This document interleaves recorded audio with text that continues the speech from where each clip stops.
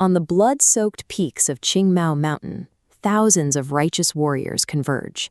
They unleash a barrage of elemental abilities to destroy a demonic lair. They call him a demon. The attackers hurl specific, horrifying accusations. He slaughtered thousands, wiped out entire family lines, and committed crimes so severe that neither heaven nor earth has a place for him. But the target of this furious mob, Fang Yuan, doesn't react like a cornered animal. Despite his shredded robes and the growing pool of his own blood, his expression remains completely calm. There is no trace of fear. He believes that to be a true demon is to be merciless, a destroyer who accepts the consequences of turning the world into his enemy. Instead of begging for forgiveness, he laughs, promising to walk the exact same dark path in his next life. Before the righteous factions can claim his head, Fang Yuan detonates himself. The chaotic blast lasels the mountain peak, shredding his physical body to provide the massive energy needed to activate the Spring Autumn Cicada. By destroying 5 centuries of cultivation and his own flesh, he forces the cicada to trigger, betting everything on a total timeline reset.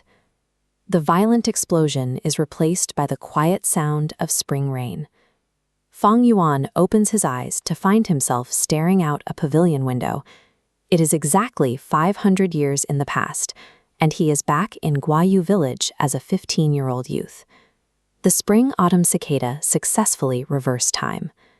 In this world, gua are magical insects used by cultivators, and the cicada is a rank 7 mythical creature, a tool capable of rewriting history. He holds up his hands. They are small, pale, and soft, completely devoid of the calluses and scars earned over half a millennium of combat. He clenches them into fists, verifying the success of his rebirth. On the outside, he looks like a fragile student.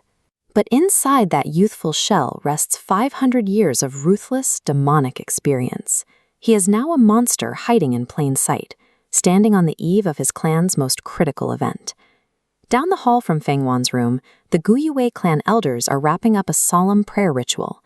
They're anxious about tomorrow's awakening ceremony, the event that tests every 15-year-old's latent potential to become a Gu Master.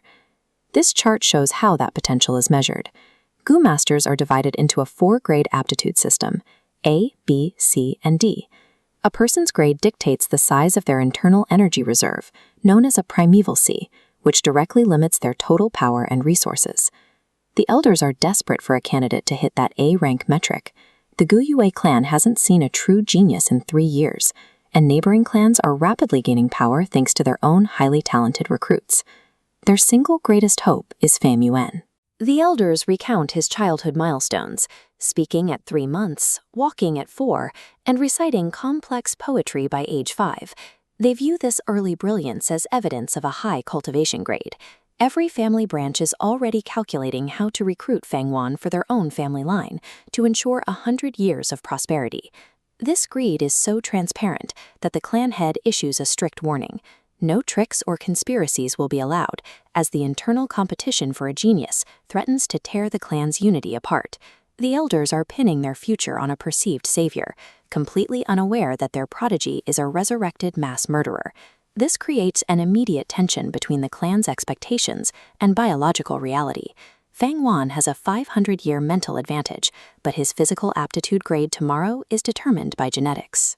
To see exactly how Fang Yuan's test plays out and what rank he actually gets, make sure to subscribe so you don't miss the breakdown of his results. Tomorrow morning, the awakening ceremony will force the myth of the childhood genius out into the open, testing his biological limits against the clan's desperate hope. The sun rises, and the entire village gathers at the ancestral pavilion. The atmosphere is thick with pressure as anxious teenagers and watchful elders wait for the trials to begin. When the clan head finally calls Fang Yuan's name, the crowd goes silent. He steps forward, his face carefully composed into the nervous expression of a student, as he approaches the testing area. The ceremony requires each candidate to wade into a river of light and capture a hope gua. This insect triggers an internal reaction, opening their primeval C and broadcasting their aptitude grade to the crowd. As Fang Yuan wades into the light, He privately analyzes the sensation of the primeval essence. He keeps his posture timid and his eyes wide, playing the part of the innocent student, while his mind calculates his next move. He reaches out his hand and touches the hope goo. Instantly, a blinding surge of light erupts around him, the signal that his latent potential is finally being measured. The elders lean forward, breathless, waiting to see if they've truly found their savior. But as the light peaks and the final result begins to form, we'll find out exactly where Fang Yuan ranks in Chapter 2.